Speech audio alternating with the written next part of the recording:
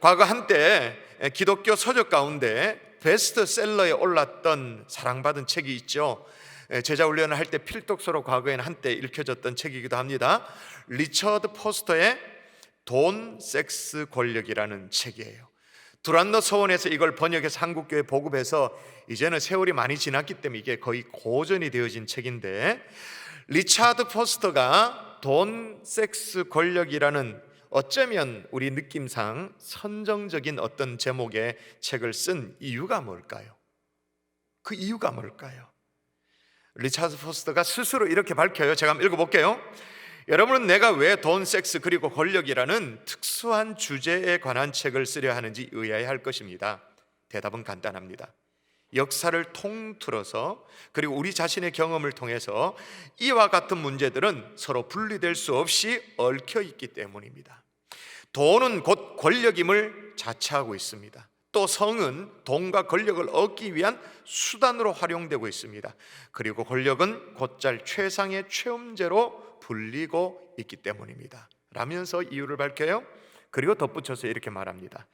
보통 사람들은 생각하기를 기도라든지 예배와 같은 주제들은 영적인 기운이 감도는 반면 돈이라든지 섹스 그리고 권력 같은 주제들은 기껏해야 세속적인 것으로 들립니다. 그러나 돈, 성, 권력의 관계를 맺고 살면서 올바르게 살아간다는 것은 삶을 성스럽게 살아가는 것을 의미합니다. 반대로 이것을 오용하고 남용하는 것은 하나님의 성스러운 것을 더럽히는 일입니다 라고 그렇게 말했어요. 자, 이게 무슨 말이죠? 쉽게 말하면 돈, 섹스, 권력 무관하게 살 수가 없다라는 거예요. 근데 여기에 승리하면 우리의 삶이 성스러워진다, 구별된다, 거룩해진다. 그렇지만 반대로 실패하면 어떻게 된다고요? 그 인생의 결말은 뻔하다, 참 부끄러워질 것이다 라는 얘기죠. 여러분, 여기에 대해서 여러분 동의가 되십니까? 대부분이 다 이 부분에 대해서 걸려 넘어집니다. 올 한 해 나는 여기에 돈, 섹스, 권력에 걸려 넘어지지 않았다, 나는 괜찮다, 자신 있게 얘기할 수 있는 사람이 있나요? 아마 거의 없을 거예요. 한 사람도 없을 거예요. 대부분 여기에 다 걸려서 자빠지게 되어지는 거죠.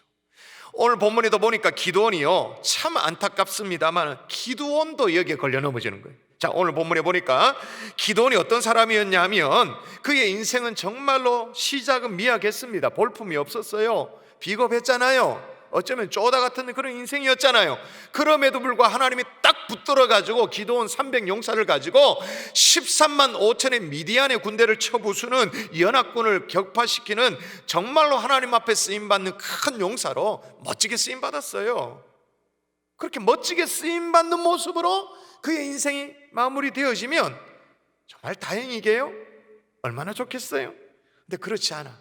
그의 말년이 어떻게 되었냐 하면 승리 이후에 금을 긁어 모읍니다. 금을 긁어 모아가지고 에봇을 만드는데 이 에봇이 화근이 되어졌습니다. 여러분 27절의 말씀을 함께 보도록 하겠습니다. 같이 읽습니다. 시작. 기드온이 그의 힘으로 에봇 하나를 만들고 자기의 성읍 오브라에 두었더니 기드온과 그의 집에 올무가 되니라. 기드온과 그의 집에 올무가 되었다, 덫이 되었다, 그렇게 말해요. 안타깝죠?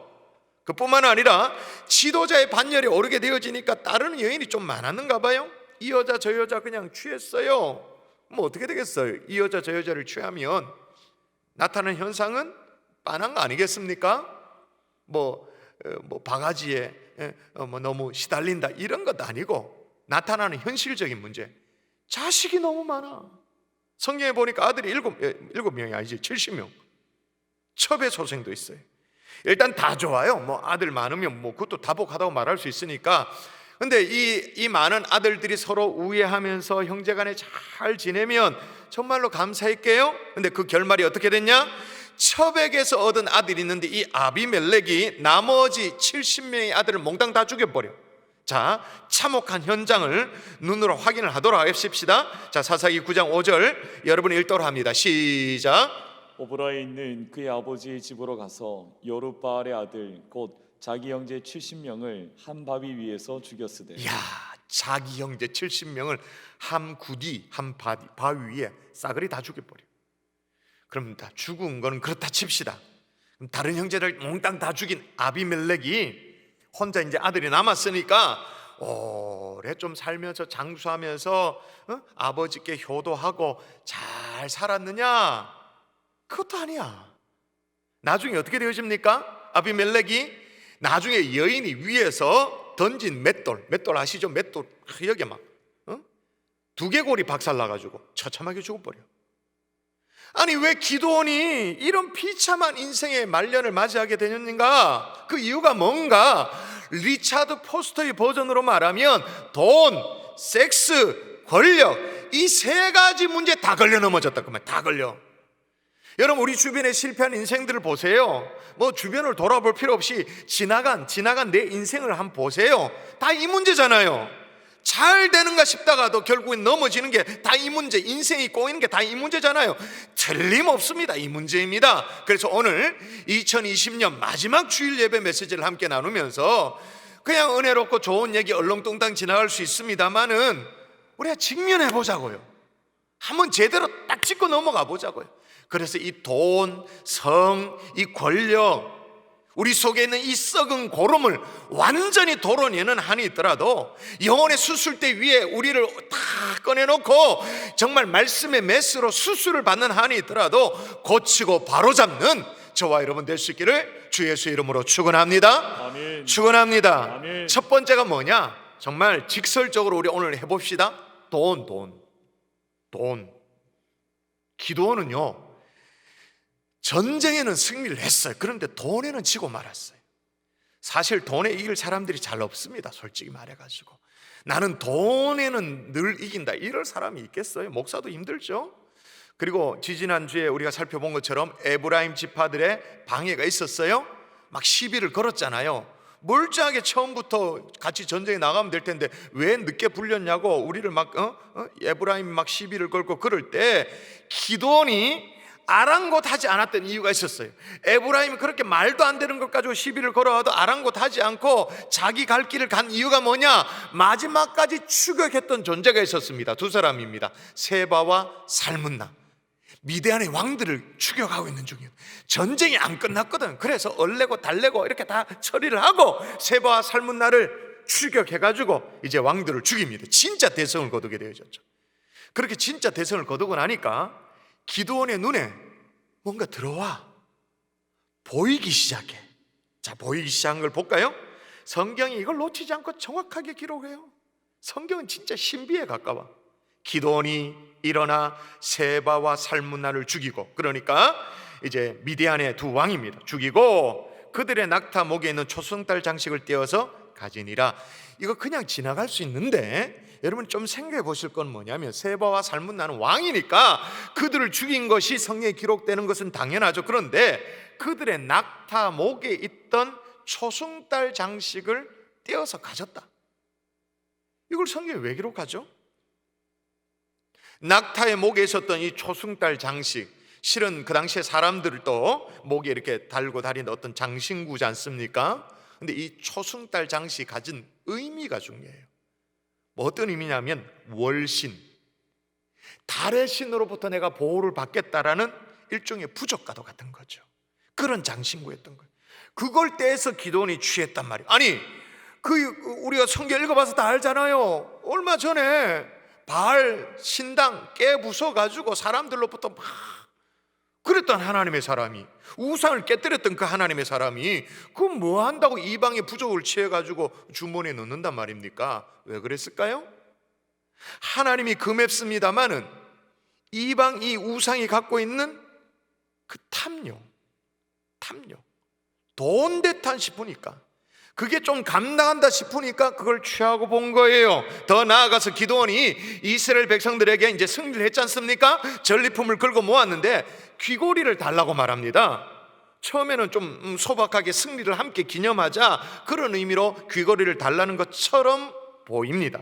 그런데 성경은 기드온 속에 있는 속내를 놓치지 않고 그대로 고발을 하는데 대조적인 단어죠. 대조적인 단어, 좀 설명이 요하는 단어를 제가 빨간 글씨로 해놨어요. 여러분 읽어볼까요? 여러분 읽습니다. 시작. 너희는 각기 탈취한 귀고리를 내게 줄지니라 하였으니 이는 그들이 이스마엘 사람이므로 금 귀고리가 있었습니다. 기도는 귀고리 달라 그랬어요. 근데 그 귀고리가 어떤 귀고리라고 놓치지 않고 한 글자를 더 집어넣죠. 미디안 사람이었으므로 귀고리가 금귀고리. 금귀고리. 그러니까 정확하게 말하면 기도원이 이스라엘 백성들의 전리품 가운데 달라고 한 것은 뭘 달라는 거죠? 귀고리 달라는 게 아니고 더 속에 들어가 보면 뭐예요? 금 달라는 거예요. 금.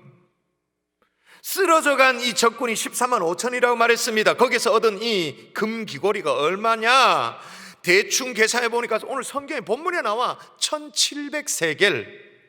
이게 어느 정도인지 우리 잘 몰라요, 그죠? 우리 익숙한 단위로 이걸 환산을 해야 감이 잡힙니다. 7200돈. 안 놀란다, 각 가정에서.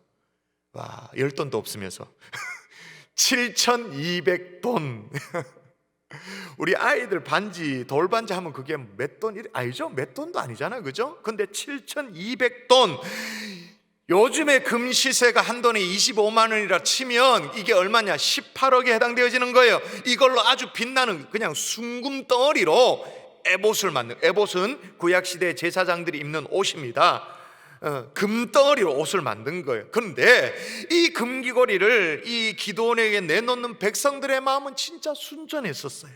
어떤 마음으로 내놓았냐면, 자, 8장 12절 제가 읽어볼게요. 무리가 대답하되 우리가 즐거이 드리리이다. 왜 금고리 뭐도 뭐예요? 못 내놓겠냐고. 와이난 내놓는 거예요. 드리리이다 하고 겉옷을 펴고, 이제 겉옷을 폈습니다. 이제 모아오면 그 모아야 되잖아. 보자기 같은 게 필요하니까 겉옷을 쫙 펼쳐놓고 각기 탈취한 귀고리를 그 가운데 던지니 여기저기서 던져가지고 수북히 쌓이게 되어진 거죠. 근데 중요한 것은 여기에 던지니라는 말이 의미가 중요해요. 여기에 던졌다라는 말은 나도 이만큼 가지고 있으니까 지도자도 반띵합시다. 나 이만큼, 네 이만큼, 이렇게 그런 게 의미가 아니고, 여기 던졌다 이 말은 완전히 뭐랄까, 경배의 의미예요. 바치는 거죠. 헌물의 의미가 있는 거예요. 누구한테? 하나님 앞에. 하나님 앞에 드리는 그 헌물의 의미로 그냥 순전한 마음으로 다 내놓듯이 그렇게 이스라엘 백성들이 내놨어요.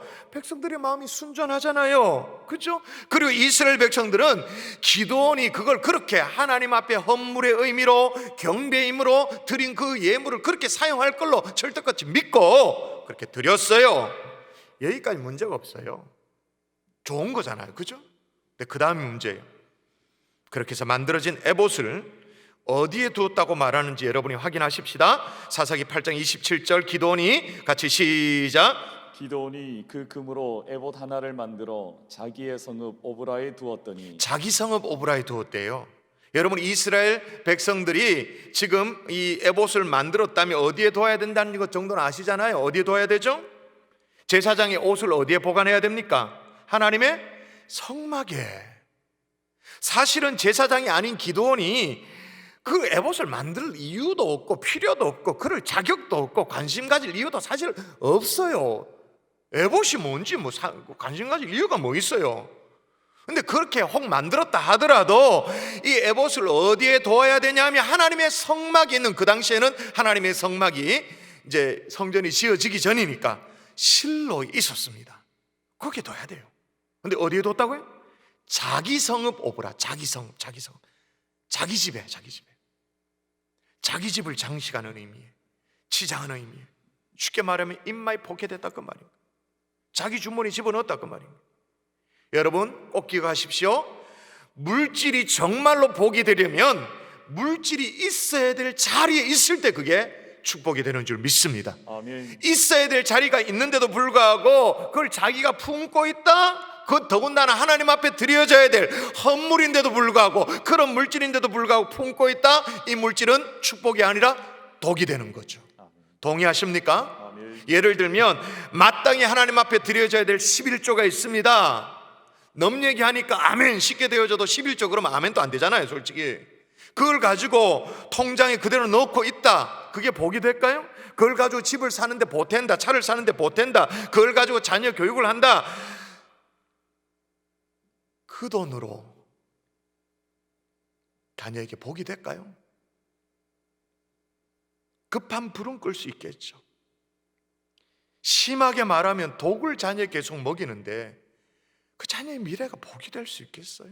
오늘 본문도 보자고요. 제 얘기가 아니고 오늘 본문에 보니까 하나님 앞에 드려져야 할 이 에봇을 자기 집에 두었더니 어떻게 됐다고 말하는지 놓치지 말고 말씀과 직면하여 여러분이 확인하세요. 목사의 설교를 들으려 하지 말고 말씀을 정확하게 보세요. 자, 그것이 시작. 그것이 기돈과 그의 집에 올무가 되니라.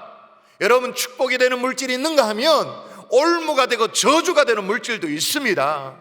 우리가 어떻게 돈을 벌었는데, 어떻게 피땀 흘리면서 시간을 들여가면서 돈을 벌었는데 그 물질이 축복이 되는 물질이 되어야 되지 어떻게 걸림돌이 되고 올무가 되는 물질이 될 수 있겠어요? 올무가 되는 물질 삼지 않기를 주 예수 이름으로 축원합니다. 아멘. 한때 뉴욕에서 아주 유명한 보석 도둑이죠.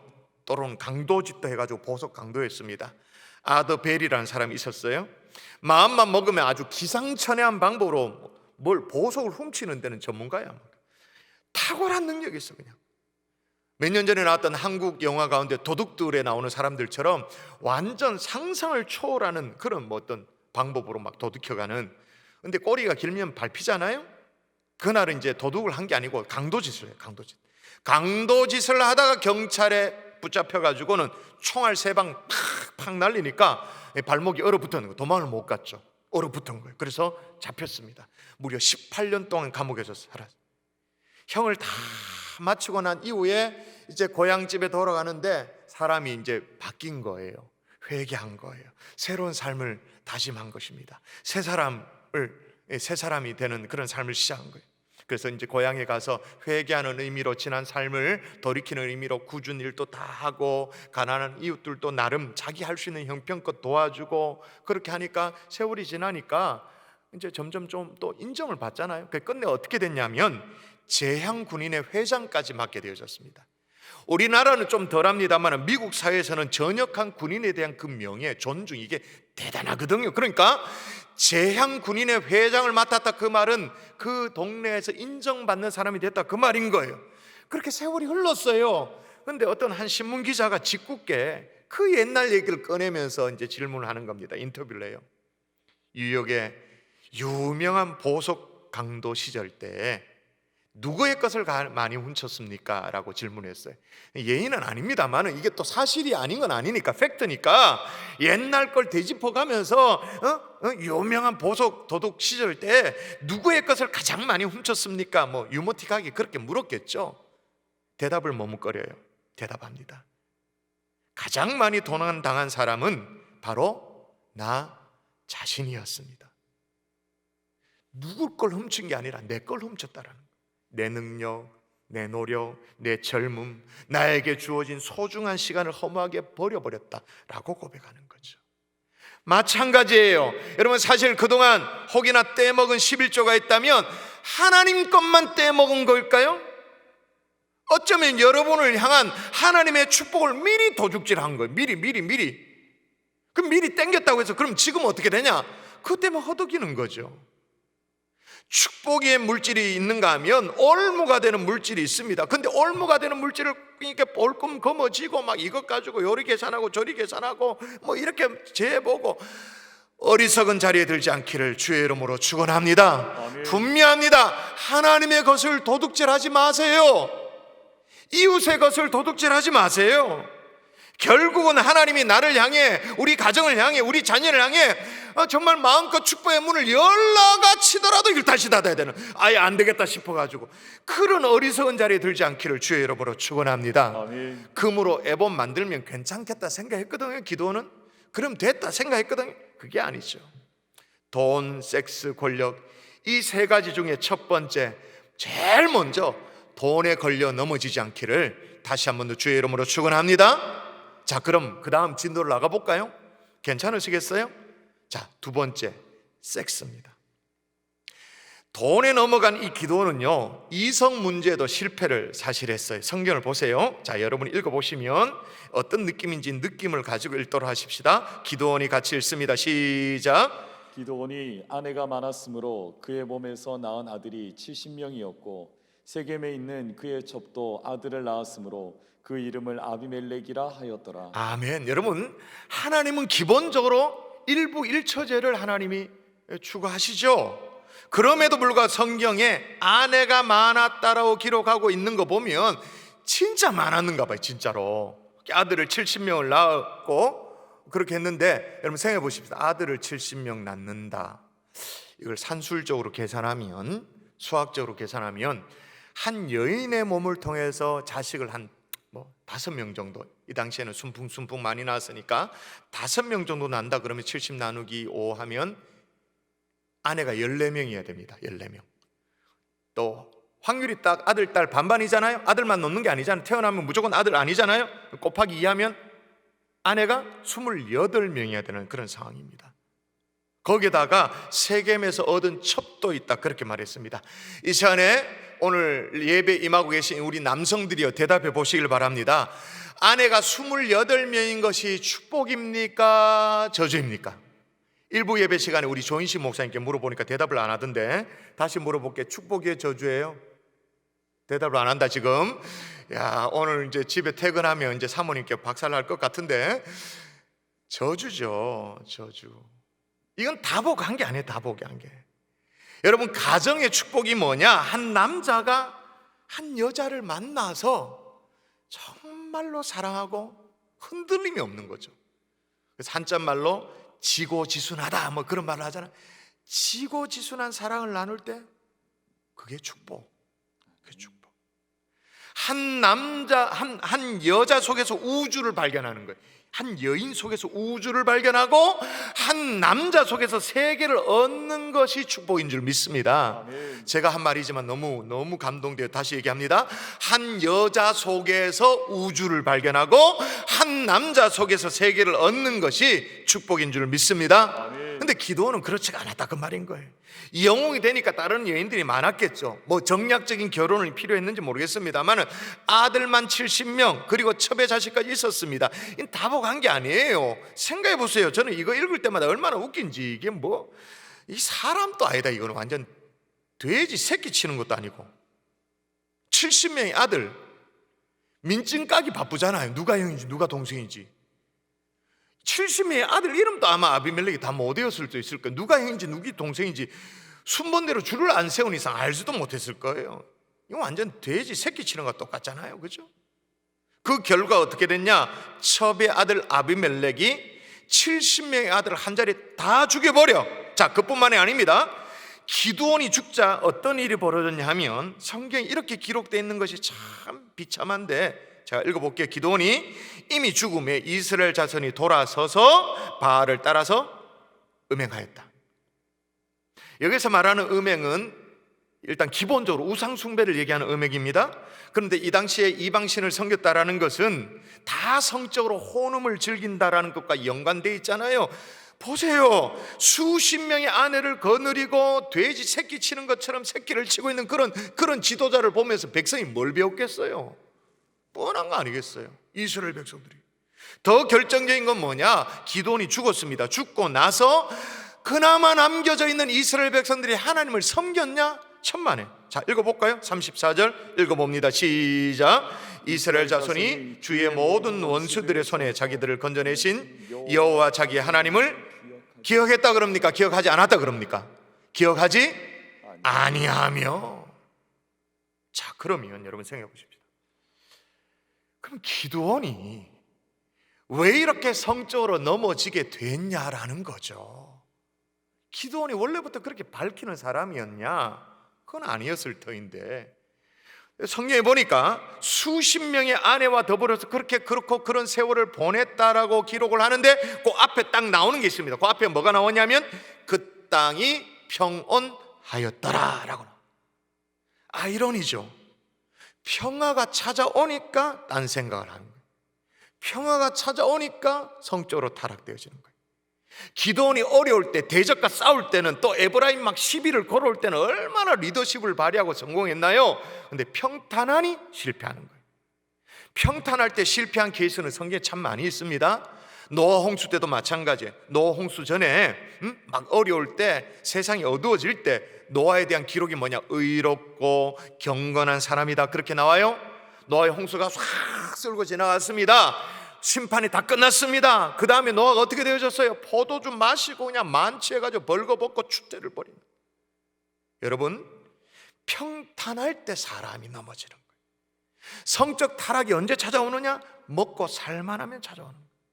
정말 조심해야 되는 거예요. 다윗도 마찬가지입니다. 그 사이코 같은 사울 왕에게 쫓겨다닐 때는 힘들었죠.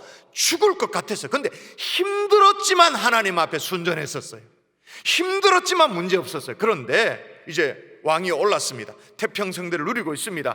태평할 때 어떻게 됐어요? 여인이 목욕하는 거 바세바 간음하고, 그 이제 뭐 무마하려고 어떻게 해요? 사람 또 살인, 청부 살인해가지고 죽여버리고. 다윗이 그랬다니까요. 여러분, 다 같이 한번 읽을까요? 같이 한번 읽습니다. 그런즉, 같이 시작. 그런즉 선줄로 생각하는 자는 넘어질까 조심하라. 여러분, 요즘처럼 어려울 때 하나님을 찾고 하나님을 매달린 건 당연하거니와, 편안할 때도, 잘 나갈 때도, 인정받을 때도 다 엎드릴 수 있기를 주 예수 이름으로 축원합니다. 아멘. 마지막 세 번째, 자, 돈에 넘어졌습니다. 성 문제에 걸렸습니다. 그 다음 세 번째, 권력입니다. 기도원은요, 은근히 권력욕이 있었습니다. 권력까지 탐했습니다. 300명의 용사로 13만 5천을 무찌르고 나니까 이스라엘 백성들이 얼마나 감동이 되겠어요. 우리의 지도자 너무 브라보 하면서 막 감격했죠. 그러면서 기도원을 향해서 이스라엘 백성들이 뭐라고 말했냐면, 이제 당신이 나라를 맡아서 우리를 다스리옵소서.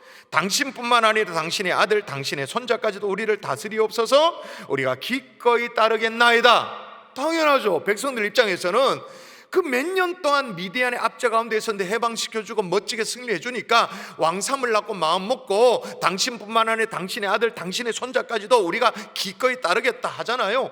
그거야 뭐 당연하죠. 있을 수 있는 얘기잖아요. 감격스러운 모습이에요. 근데 더 감격스러운 모습이 그 다음에 나옵니다. 기드온의 반응이 멋집니다. 진짜 멋지거든요. 23절 여러분 볼까요?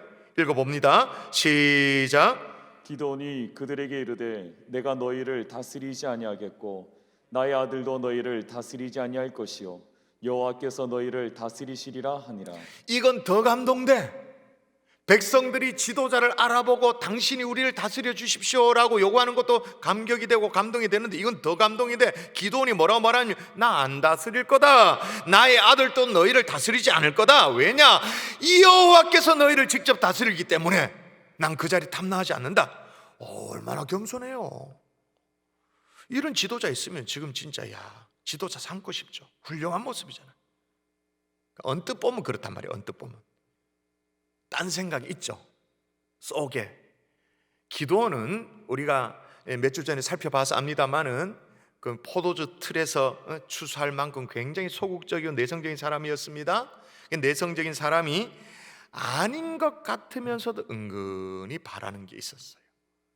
기도는 은근히 바라는 권력욕이 있었는데, 그걸 뭘 보면 알 수 있냐면 두 가지를 보면 알 수 있어요. 첫 번째 31절에 보면 기도원의 아들들이 70명이었다라고 나오고, 첩을 통해 낳은 아들의 이름이 소개되어 있는 네 글자가 있었어요. 제가 계속 얘기했죠. 아비멜렉이라고 있었어요.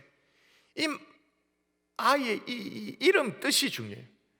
아비라고 말할 때 이 말은 뭐냐면, 아부라는 말이 아버지라는 말인데 거기에 1인칭 전미어가 붙어 있어요. B라는 E라는 전미어가 붙어 있어가지고 나의 아버지 이렇게 됩니다. 아비 멜렉, 이거 많이 들어보셨죠? 멜레크, 왕이란 뜻입니다. 이음은 어떻게 되죠? 아비멜렉, 나의 아버지는 왕이다, 이렇게 되어지는 거죠. 자, 자식을 낳았습니다. 이름을 정합니다. 나의 아버지는 왕이다 라고 이름을 지어줍니다. 그럼 무슨 뜻입니까? 내가 왕이다, 그 말이잖아요. 자식에게 나의 아버지는 왕이다라고 이름을 정해준다라는 말은 내가 왕이다라는 말을 그냥 쓱 돌려서 하는 거죠. 겉으로는 왕되기 싫습니다. 아닙니다. 여호와 하나님이 우리 이스라엘 백성의 왕이다 그렇게 얘기해놓고는 속으로는 은근히 나 왕이다.